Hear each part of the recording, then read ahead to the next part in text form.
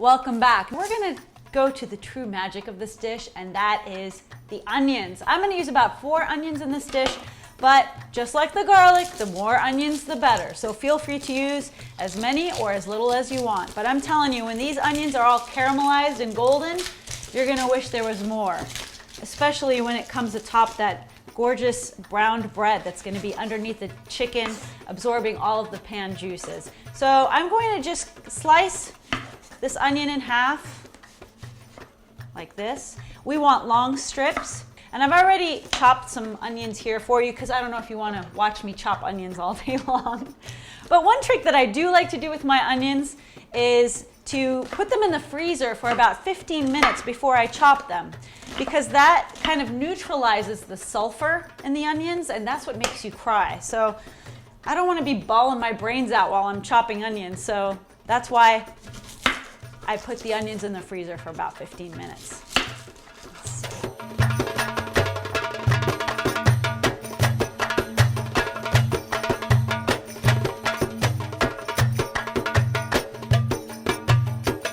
Up the last of these onions.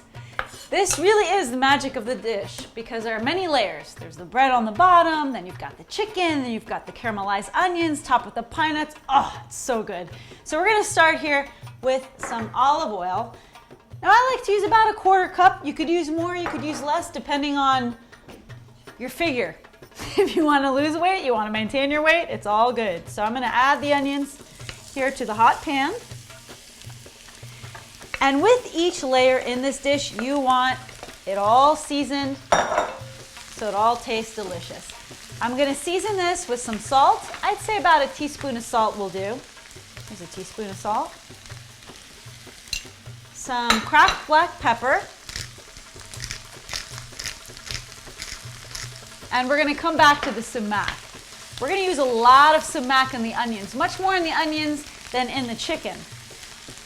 Now, if you don't have a Middle Eastern grocery store where you could buy the sumac, you could also purchase it online. I purchased mine in a jar just like this in my Middle Eastern grocery store. You could purchase it online, and if you don't want to purchase it online, you could also use allspice as a replacement.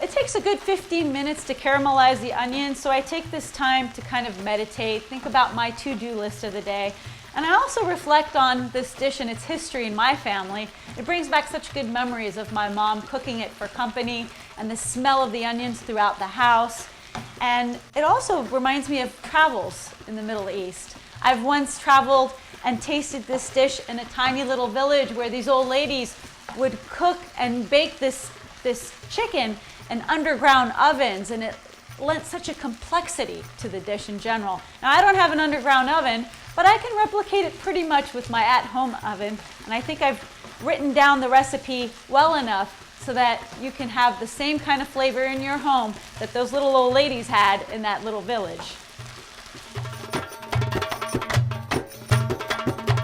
I like to listen to traditional Arabic music while I'm cooking. It definitely helps pass the time, and the music that you're listening to is from one of my favorite CDs. It's called Arabesque, and they feature artists from Egypt, Algeria, Tunis, and I hope you enjoy it as much as I do.